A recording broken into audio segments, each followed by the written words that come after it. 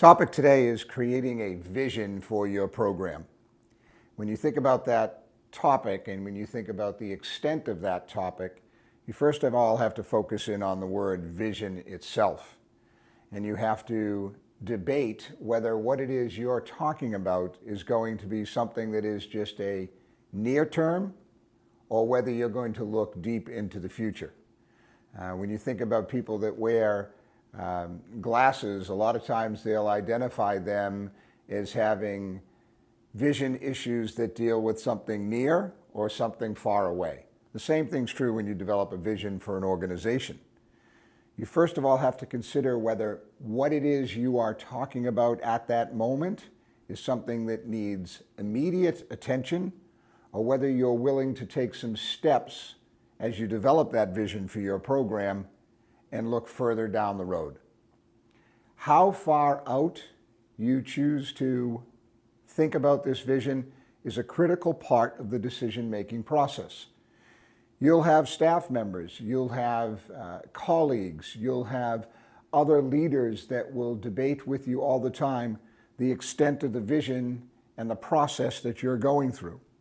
So for me, step one is always making certain that you understand that the vision that you are involving your program in, your organization, your association, your team, your club, doesn't matter what, that you have determined the extent of this vision.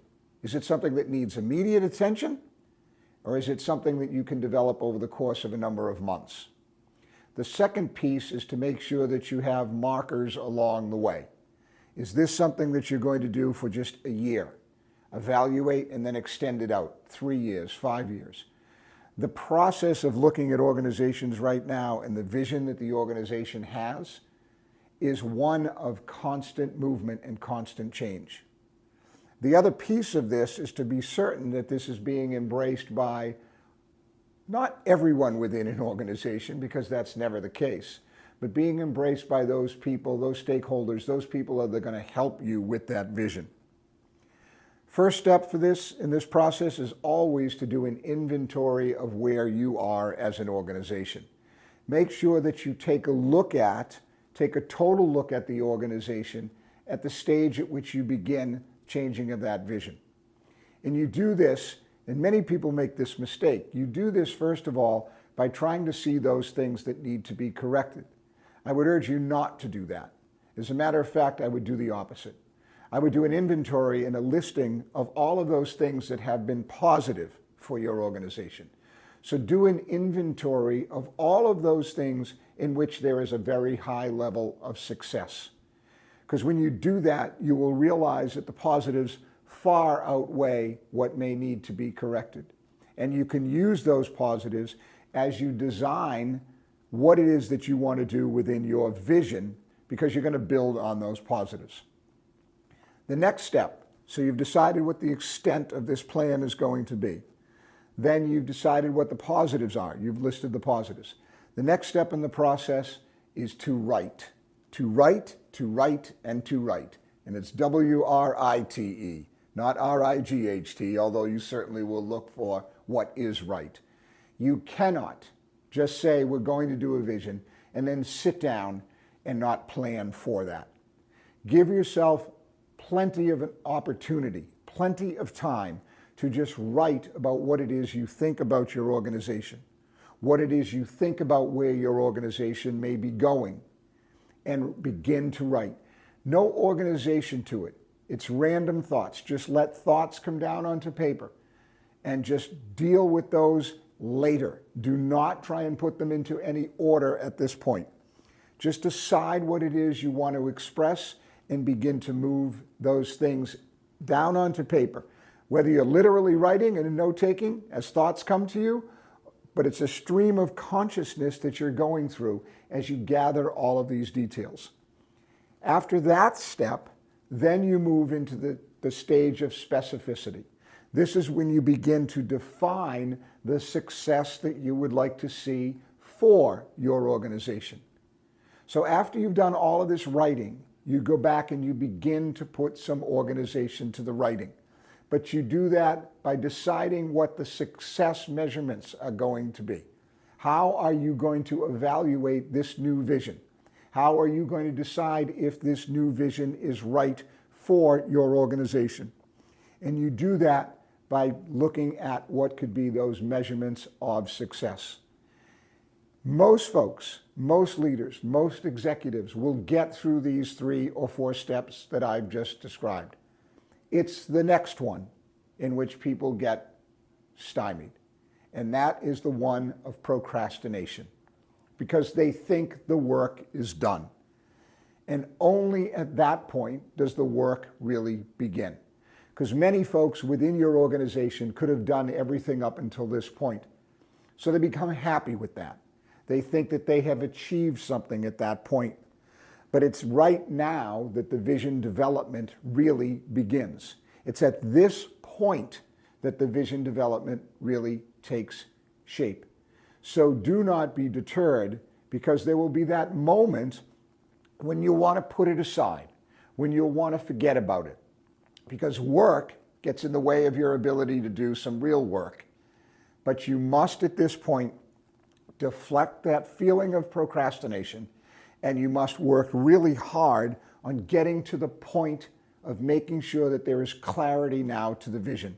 So you take the writings and you put some order to them, and the vision starts to take shape. The next step is to then begin to vet it. You have to show it to people, but you have to do it within the context of listening to what they say. Because if you unveil it too early, if you introduce it too soon, if it's half-baked, it's not going to be accepted by the organization. So you walk around and you spend some time with staff, and you spend some time with leadership within your organization, and you do what if. You have what if conversations. But instead of you pitching it at that point, as a matter of fact, you should hide it at that point, in my opinion. You should give them some sense that you're thinking about a new direction. You should give them some sense that you have a new vision for the organization. But the conversations you have are to listen to what they are saying, and to take the information that they have based upon their experiences within the organization and see if they can't help you frame it better. If you provide too much information, then what happens here is you reach another roadblock, and that roadblock is the issue of how versus what. Because everyone will want to know, how is this going to happen? How is this new vision going to be implemented?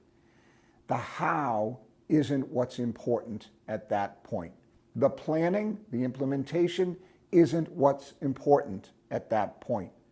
The what is the most important, because you must explain it in such a way that everyone involved in this change, everyone involved in this vision for your organization understands that there is clarity in the vision.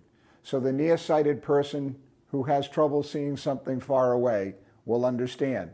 And that person that can look well into the future will understand that there will be changes in the near term. So don't get bogged down in the how versus the what. Make sure that everyone understands, first of all, what the what is of the vision, and then the how can develop later time. And then in closing, everyone must become a servant of that vision. The leader, the executive, the manager cannot just introduce the vision to the organization and not believe in it wholeheartedly. He or she must become a servant to that vision. The person that's responsible for the development of that vision, the overseer of that vision, must then serve that vision. Because if the leader who stands in that position of responsibility and authority for the organization does not embrace, does not believe, and does not wholeheartedly feel that the vision, the new vision that they're presenting, is not in the best interest of the organization, then that vision will not succeed. It will fail. So please make sure that after you've followed all of those steps, that you yourself, more than any other person in the organization, become a servant to that vision.